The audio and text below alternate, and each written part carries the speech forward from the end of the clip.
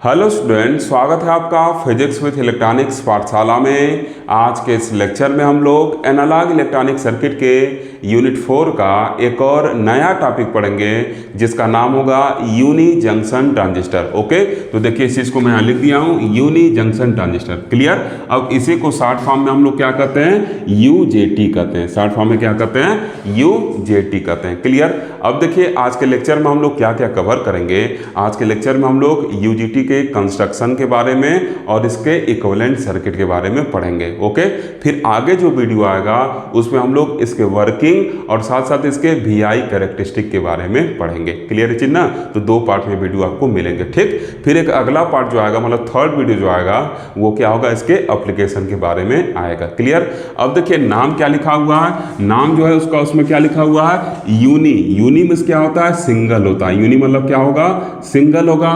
फिर junction, junction में क्या, जहां पर दो डिफरेंट टाइप के मटेरियल आपस में इंटरफेस करते हैं वहीं पर जंक्शन बनता है। ठीक, तो इसका मतलब क्या होगा, दो डिफरेंट टाइप के मटेरियल क्या करेंगे, इंटरफेस करेंगे। और हम लोग सेमीकंडक्टर मटेरियल को ही यूज कर रहे हैं इसमें। इसका मतलब क्या होगा, दो डिफरेंट टाइप के सेमीकंडक्टर मटेरियल क्या होंगे, यहाँ पे इंटरफेस करेंगे। इसका मतलब पी और एन टाइप के दो मटेरियल आपस में क्या करेंगे, इंटरफेस करेंगे। अरे भाई ये हम लोग इलेक्ट्रॉनिक्स ही पढ़ रहे हैं ना, तो इसमें हम लोग सेमीकंडक्टर को ही डील कर रहे हैं। इसका मतलब जंक्शन कब बनेगा, जब दो डिफरेंट टाइप के मटेरियल आपस में क्या करेंगे, इंटरफेस करेंगे। तो यूनी मतलब सिंगल हो गया, और जंक्शन मतलब क्या, पी और एन टाइप के मटेरियल आपस में क्या कर रहे हैं, इंटरफेस कर रहे हैं, जंक्शन बन रहा है। और साथ ही साथ क्या लिखा हुआ है, ट्रांजिस्टर लिखा हुआ है। इसका मतलब क्या होगा, यहाँ पे 3 टर्मिनल होगा। इसका मतलब क्या होगा, यहाँ पे 3 टर्मिनल होंगे। ठीक, तो देखिए नाम से हम लोग को कुछ चीजें पता चल जा रहा है। क्या पता चल जा रहा है कि इसमें सिंगल पी एन जंक्शन होगा और क्या रखेगा, ये 3 टर्मिनल रखेगा।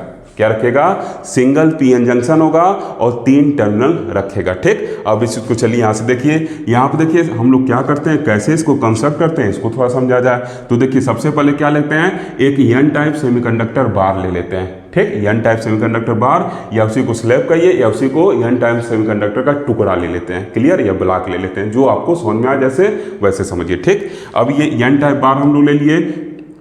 अब देखिए इसमें क्या करते हैं हम लोग, पी टाइप के मटेरियल को डिफ्यूज करते हैं। पी टाइप के मटेरियल को डिफ्यूज करते हैं। Okay, clear. एक पी टाइप मटेरियल हो गया, एक एन टाइप मटेरियल हो गया। अब जो ये एन टाइप मटेरियल लेते हैं हम लोग, इसको हम लोग लाइटली डोप लेते हैं, और पी टाइप जो होता है हम लोग का हाईली डोप होता है। क्यों ये हाईली डोप होता है, क्यों लाइटली डोप होता है, आगे कुछ देर में आपको क्लियर होगा, और जब वर्किंग बताएंगे तो उसमें एकदम और अच्छे से क्लियर हो जाएगा। ठीक, क्लियर, एक एक चीज को समझते हुए चला जाएगा। ठीक ना। अब देखिए यहाँ पे क्या करेंगे, ये जो पी टाइप का मटेरियल लेंगे, इसको जब डिफ्यूज करेंगे तो इसको क्या करेंगे, पहले इस पे समझ लेते हैं। देखिए ये जो हम लोग एन टाइप का मटेरियल लिए हैं, इसमें क्या करेंगे, दोनों किनारों पर ओमिक कांटेक्ट करके 2 टर्मिनल निकाल लेंगे।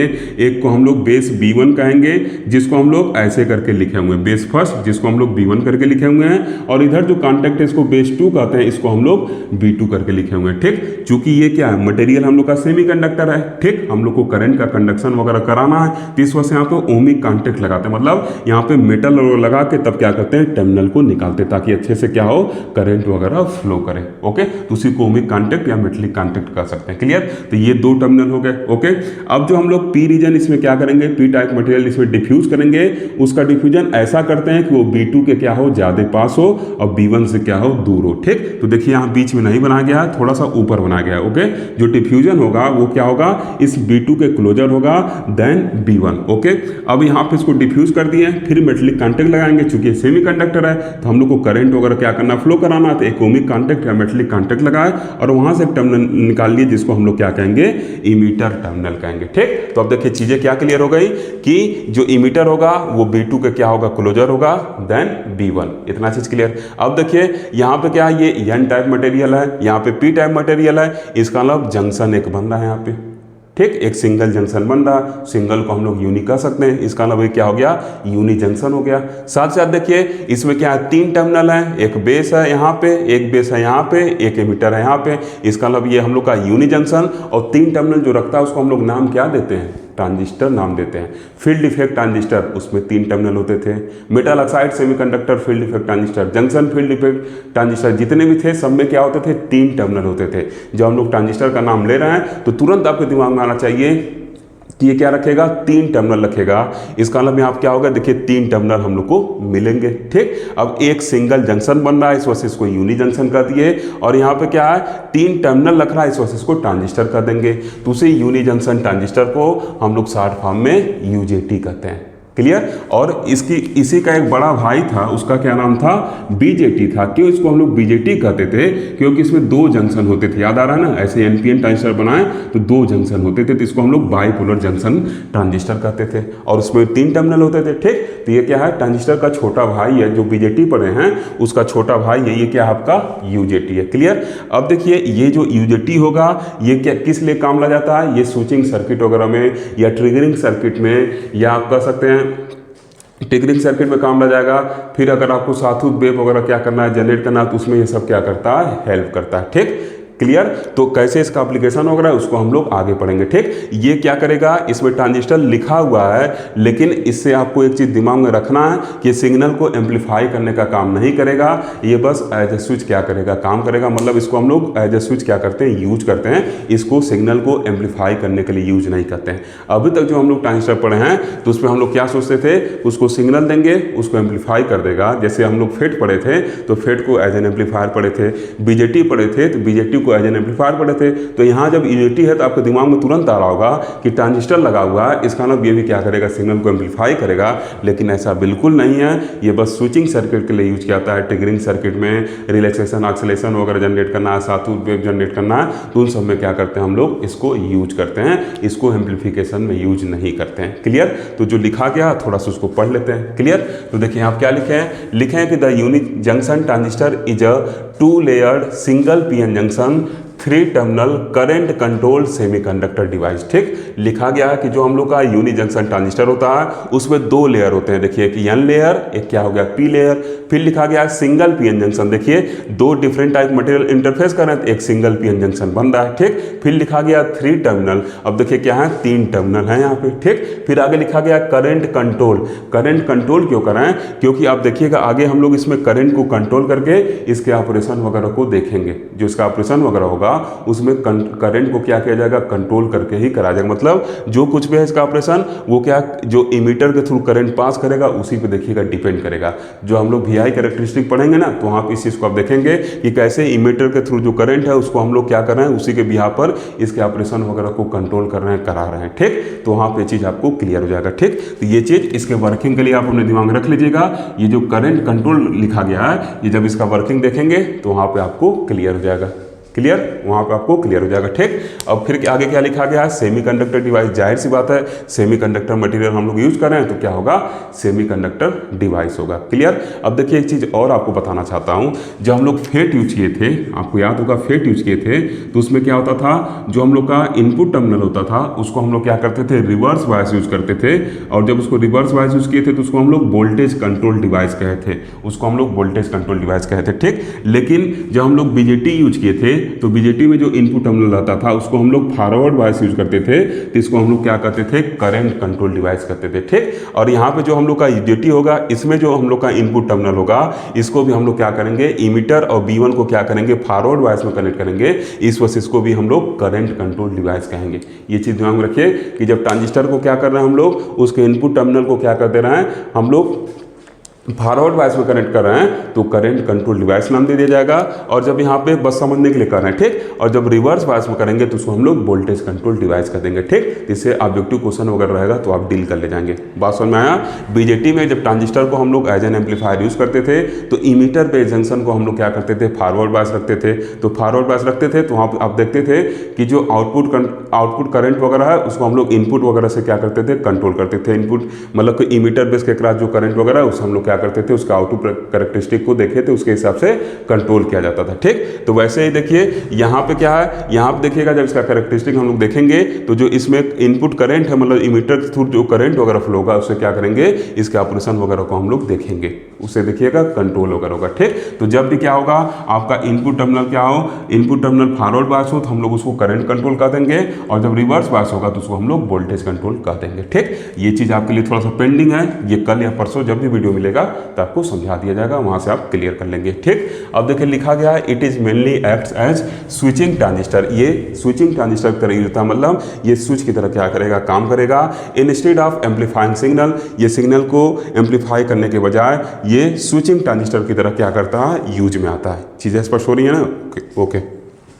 अब देखिए इसके कंस्ट्रक्शन को देख लिया जाए। ठीक, तो देखिए क्या लिखे हैं, the basic structure of UJT is shown in figure first. अब देखिए जो बेसिक स्ट्रक्चर है इसको फिगर फर्स्ट में क्या किए हैं, दिखाए हैं। ठीक, and it circuit symbol in figure second, और जो इसका सिंबल है उसको फिगर सेकेंड में दिखाएं। ठीक, सब कुछ देखिए ट्रांजिस्टर से मिलता जुलता है। ट्रांजिस्टर ऊपर कलेक्टर होता था, नीचे इधर क्या इमीटर होता था, इसको हम लोग क्या करते थे, बेस कर देते थे। ठीक, लेकिन यहाँ पे कुछ कहानी क्या है, उल्टा है। ठीक, यहाँ पे देखिए क्या है, ये जो मोटा सा है, एक चीज़ और देखिए, ये जो हम लोग यन रीजन लिए हैं ना, इसमें क्या करेगा, होल वगैरह जो होगा आपका, अभी देखिएगा आगे जो चार्ज कैरियर होंगे इसी रास्ते क्या करेंगे, मूव करेंगे। जैसे फेट में जो होता था ऐसे मटेरियल लेते थे, इसमें से क्या करता था हम लोग का चार्ज कैरियर मूव करता था, तो चार्ज कैरियर जिस रास्ते मूव करेंगे उसको हम लोग चैनल नाम देते थे। इस वजह से इसको हम लोग, ये जो रीजन है जिधर चार्ज कैरियर मूव करेंगे उसको हम लोग क्या कर देंगे, चैनल कर देंगे। ठीक, तो अब जो ये चैनल है ये देखिए क्या थोड़ा बड़ा सा है, इस वजह से यहाँ थोड़ा इसको थिक करके बना दिए हैं। ठीक, इतना चीज क्लियर। अब देखिए इससे क्या किए हैं, एक टर्मिनल यहाँ से कॉन्टैक्ट में से चैनल से एक टर्मिनल डायरेक्ट जुड़ा हुआ है, जिसको हम लोग क्या कर देंगे, एक को B1 कर देंगे और दूसरे को क्या कर देंगे, B2 कर देंगे। क्लियर। देखिए थोड़ा सा इसमें मॉडिफिकेशन कर लीजिएगा, जो B2 रहेगा वो आपका ऊपर रहता है और जो B1 रहता है वो नीचे रहता है। ठीक, मैं ध्यान नहीं दिया था, B1 देखिए नीचे है ना, इसको नीचे कर लीजिएगा और B2 को ऊपर कर लीजिएगा। अब देखिए ये दोनों क्या है, चैनल से जुड़े हुए हैं। ठीक, जैसे ये दोनों चैनल से कांटेक्ट में है, वैसे ये जो मोटा लाइन है चैनल है, इससे इन दोनों को कांटेक्ट में कर दिया गया। ठीक, अब देखिए क्या है, एक तीसरा टर्मिनल इमीटर है यहाँ पे। ठीक, जो P टाइप मटेरियल के थ्रू N से क्या हुआ, जुड़ा हुआ है, मतलब चैनल से जुड़ा हुआ है। तब देखिए यहाँ पे ऐसे इमीटर बनाए, एक तीसरा टर्मिनल लेके गए हैं। ठीक, अब देखिए ये जो तीसरा टर्मिनल लेके गए हैं इसको नीचे ऐसे झुका के बनाए। क्यों झुका के बनाए हैं, क्योंकि आप जब वर्किंग देखेंगे ना तो उसमें देखिएगा जो करंट होगा हम लोग का वो इमीटर से क्या होगा, इस B1 की तरफ जो होगा फ्लो करेगा। ठीक, ऊपर करंट नहीं जाएगा, ऐसे नीचे की तरफ क्या करता है, फ्लो करता है। इस वजह से हम लोग दिखा दिए हैं कि जो करंट होगा वो क्या होगा, इमीटर से ऐसे बेस B1 की तरफ क्या होगा, फ्लो होगा। ठीक, अब देखिए P टाइप मटेरियल है, ये N टाइप मटेरियल है, इस वजह से जो एरो होगा P से N की तरफ होगा तो एरो क्या होगा, अंदर की तरफ होगा। इस वजह से अंदर की तरफ क्या किए, एरो को बना दिए। ठीक, अगर बेस हम लोग ये B1 ये B2 लिखते तो हम लोग का सिंबल गलत हो जाता। क्यों, क्योंकि जो करंट है वो इमीटर से B1 तरफ फ्लो करेगा और B1 हम लोग ऊपर लिखे थे, इसका मतलब गलत हो जाता ना, इस वजह से उसको नीचे कर लीजिएगा। क्लियर। तो एरो क्या है, करंट के डायरेक्शन को बताता है। ठीक, अब देखिए यहाँ पे क्या है, जब हम लोग नॉर्मल बनाते थे ट्रांजिस्टर तो उसमें क्या करते थे, ऐसे कुछ लेके इधर निकालते थे और ऐसे डायरेक्ट हम लोग क्या करते थे, इमीटर वाले पे करंट वगैरह को दिखा देते थे। ठीक, लेकिन यहाँ पे क्या ऐसे आपको याद होगा, ऐसे चलिए सिंबल बनाते हैं, इससे आप ज़्यादा अच्छे से परिचित है। ठीक, ये क्या है, बेस है, ये क्या कलेक्टर इमीटर। ठीक, तो अगर हम लोग का NPN रहता था तो ऐसे हम लोग क्या करते थे, दिखा देते थे। ठीक,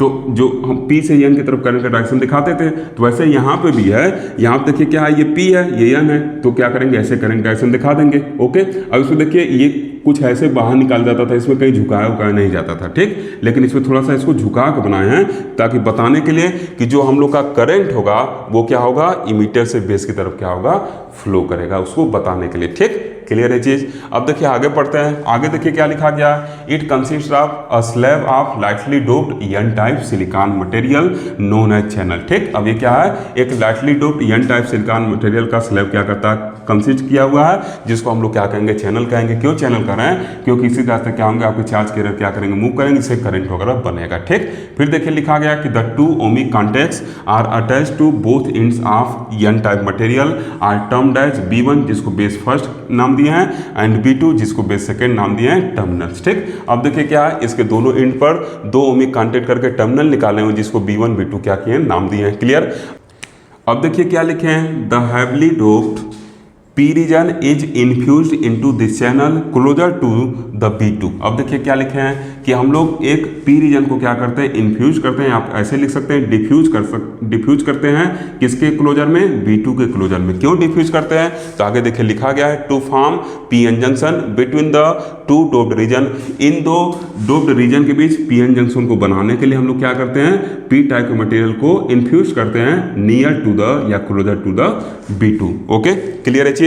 फिर देखिए क्या लिखा गया है, the emitter E terminal is taken from the P region through ohmic contact. अब देखिए जो इमीटर टर्मिनल ई है इसको हम लोग क्या करते हैं, ओमिक कांटेक्ट करके इस पी रीजन से बाहर निकाल लेते हैं। ओके, अब आगे फिर कुछ लिखेंगे फिर आपको बताएंगे। ठीक, देखिए स्टूडेंट, ये जो हम लोग का यूजेटी है ये दो बेस को क्या कर रहा है, कंटेन कर रहा है। इस वजह से इसको हम लोग डबल बेस डायोड भी कह सकते हैं। ठीक, और डायोड का नाम क्यों दे रहे हैं, क्योंकि एक पी है एक एन है, मतलब पी एन डायोड यहाँ पे बन रहा है, पी एन जंक्शन यहाँ पे बन रहा है। ठीक, तो देखिए क्या लिखे हैं, लिखे हैं कि since this device contains two base therefore it is also called as double base diode. ठीक, इस वजह से इसको हम लोग डबल बेस डायोड भी कहते हैं। ठीक, डायोड में होता क्या है, एक पी टाइप मटेरियल एक एन टाइप मटेरियल। तो देखिए एक पी टाइप मटेरियल एक एन टाइप मटेरियल, इसका मतलब हम इसको डायोड कह सकते हैं। और दो बेस कंटेन कर रहा है इसका मतलब इसको डबल बेस डायोड भी हम लोग कह सकते हैं। ओके, अब देखिए फिर क्या लिखा गया है, इक्विवेलेंट सर्किट ऑफ यूजेटी। ठीक, तो देखिए लिखा गया है कि the equivalent circuit of UJT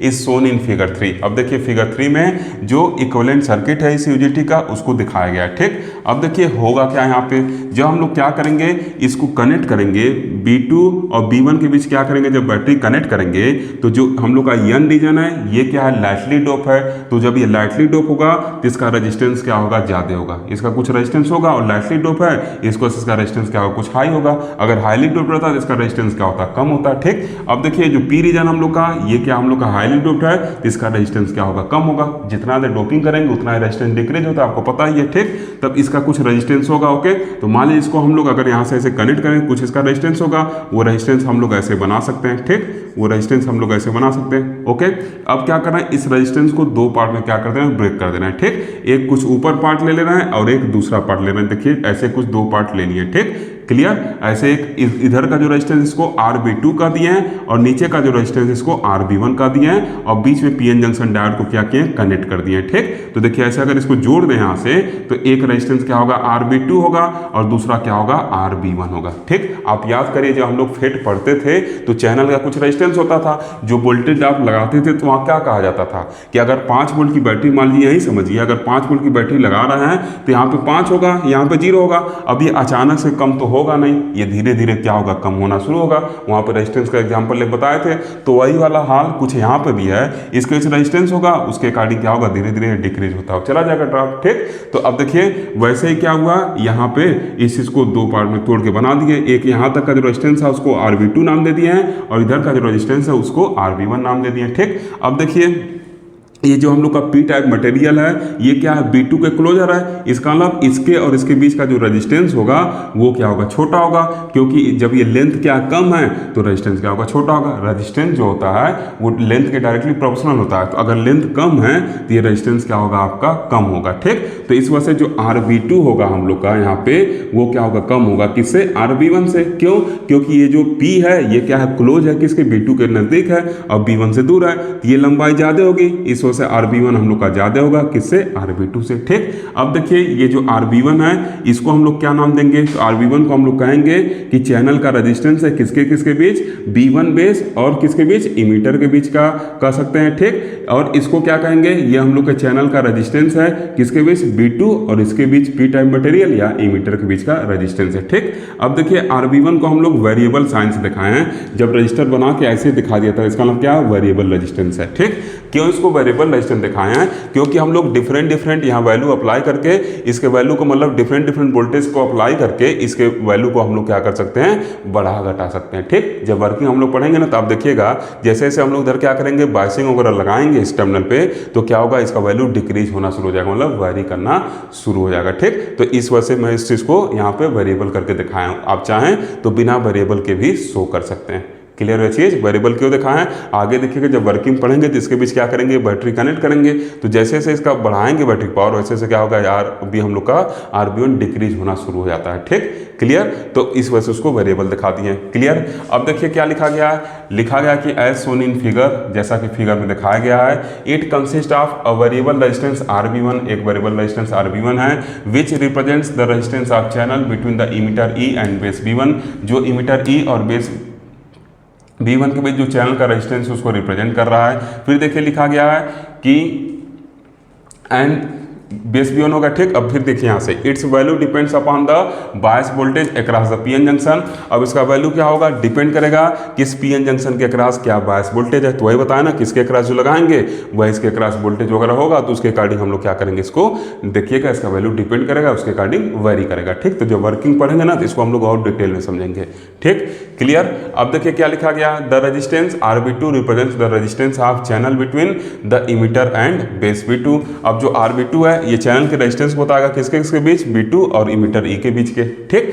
देखिए क्या है, इसके बीच का क्या रेजिस्टेंस ये है, इसके बीच का रेजिस्टेंस क्या है, ये है, क्लियर। तो क्या कहेंगे, ये चैनल का रेजिस्टेंस है इस केस के बीच, ये चैनल का रेजिस्टेंस है इस केस के बीच, तो वही लिखा गया है, ठीक, क्लियर हो गया चीज। और फिर देखिए क्या लिखा गया है, the PN junction is represented by diode with VD voltage drop across it. अब देखिए यहाँ पे जो P N टाइप मटेरियल था इसको हम लोग डायोड के फॉर्म में बना दिए, ठीक। तो क्या हो गया P और ये क्या हो गया N टाइप मटेरियल हो गया, ठीक। इसको हम लोग पीएन जंक्शन को डायोड से रिप्रेजेंट कर दिए हैं, इसके का जो वोल्टेज है उसको VD से क्या किए दिखा दिए, क्लियर।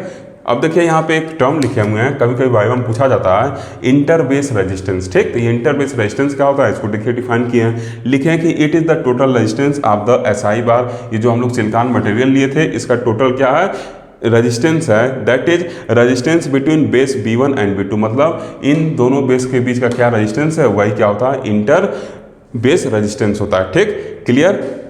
कब होता है ये, व्हेन इमीटर इज ओपन, जब इमीटर के क्रॉस हम किसी तरीके का सप्लाई नहीं देते हैं, that is no voltage applied to emitter. मतलब जब इमीटर हम लोग का ओपन रहेगा, इसके क्रॉस किसी तरीके का सप्लाई नहीं देंगे, तो इसके सम को हम लोग क्या कर देंगे, मतलब B2 और B1 के बीच का जो रेजिस्टेंस है उसको हम लोग क्या कर देंगे, इंटरबेस रेजिस्टेंस कर देंगे, ठीक। अब क्यों कहा गया कि इमीटर ओपन, क्योंकि इमीटर को अगर हम कुछ वोल्टेज सप्लाई दे देंगे तो बताया ना ये वेरी करने लगेगा, तो वैल्यूज का क्या लगेगा, घटने वगैरह लगेगा, ठीक। तो इस वजह से क्या कर सकते हैं हम, इस वजह से क्या हम लोग कहेंगे कि इंटरबेस रेजिस्टेंस वो रेजिस्टेंस है जब इमीटर हम लोग का ओपन रहेगा, उस दरमियान B1 B2 के बीच का जो रेजिस्टेंस होगा उसको हम लोग इंटरबेस रेजिस्टेंस कहेंगे, ठीक। अब आगे वर्किंग आप देखिएगा कैसे इमीटर सप्लाई देने पर उस वैल्यू पे फर्क पड़ेगा RB1 पे, ठीक, क्लियर। तब तक के लिए थोड़ा सा पेशेंस रखे रहिए। अब देखिए क्या लिखा गया, it is represented by RBB। इसको हम लोग RBB से मतलब बेस टू बेस रेजिस्टेंस, दो भी लिखने मतलब क्या, बेस टू बेस, और R मतलब resistance, okay. And is given as RBB equal to RB1 plus RB2। इन दोनों का क्या होगा, सम के बराबर हो जाएगा, क्लियर। इन दोनों के सम को हम क्या करेंगे, एक साथ लिख देंगे तो यहाँ पे RBB निकल जाएगा, ठीक। कुछ चीज़ें और हैं उसको थोड़ा सा बताएंगे, फिर वीडियो को फिनिश कर देंगे।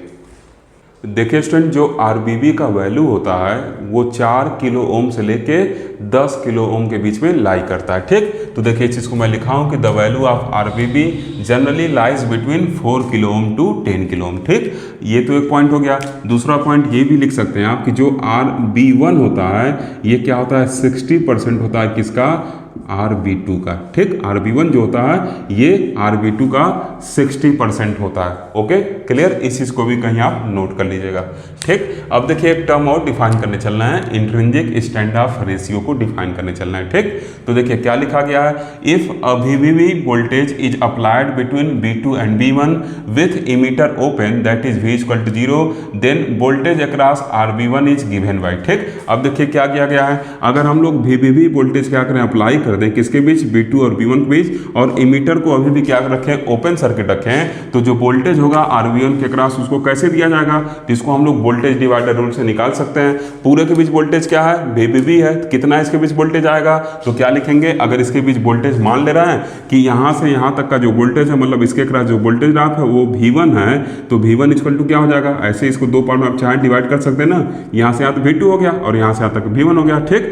तो ये जो V1 होगा ये V1 क्या हो जाएगा, VBB, और उसके साथ क्या करेंगे, ये रेशियो हम लोग लिख देंगे, आप वोल्टेज डिवाइडर रूल पढ़े हुए हैं, तो V1 इक्वल टू VBB को डिवाइड कर रहे हैं तो VBB लिख दिए, और उसके साथ जिसके क्रॉस निकालना रहता है उसको ऊपर लिखते हैं और बाकी को सम करके क्या करते हैं, लिख देते हैं, ठीक। तो देखिए इसके क्रॉस निकालना है तो इसको ऊपर लिख दिए और इन दोनों को सम करके नीचे लिख दिए, और किस में से डिवाइड होगा, इसी में डिवाइड होगा, इस वजह से उसको मल्टीप्लाई किए हुए हैं, क्लियर। अब देखिए यहाँ क्या हो जाएगा, आर करके लिखें ईटा, ठीक, एग्रीकुलेटर यूज किया गया ईटा, ये क्या होगा V1 बाई VBB करके लिख सकते हैं हम लोग ना। V1 बाई VBB अगर लिखें तो किसके बराबर हो जाएगा, इस वैल्यू के बराबर हो जाएगा, और इसी को हम लोग क्या कहते हैं, ईटा लिखते हैं, ठीक। इसी ईटा को हम लोग इंट्रिंसिक स्टैंड ऑफ रेशियो कहते हैं, ठीक, where eta is known as intrinsic stand off ratio, ठीक। इसको आप ऐसे भी लिख सकते हैं जब आई का वैल्यू क्या हो 0, मतलब ये वैल्यू हम लोग को मिला जब आई क्या है हम लोग का 0 है, क्लियर, क्योंकि मीटर क्या है ओपन सर्किट है, मन करें हाँ ऐसे भी कंडीशन आप लिख सकते हैं, ओके।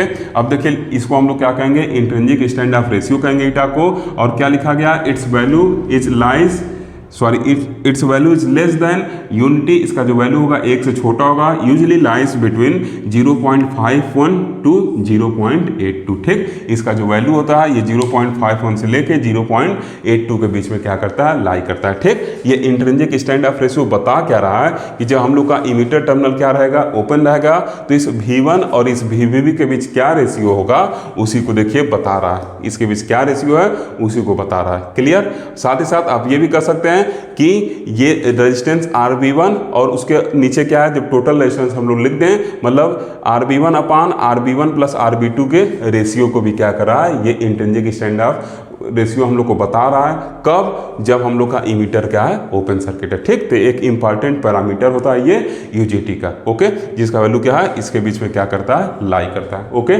तो इस तरीके से हम लोग इसके कंस्ट्रक्शन को भी देख लिए और इसके इक्विवेलेंट सर्किट को भी देख लिए, ठीक। अब आगे हम लोग एक ही वीडियो में इसके ऑपरेशन को, मतलब इसके वर्किंग को और इसके कैरेक्टरिस्टिक कर्व को भी हम लोग देखेंगे, ओके।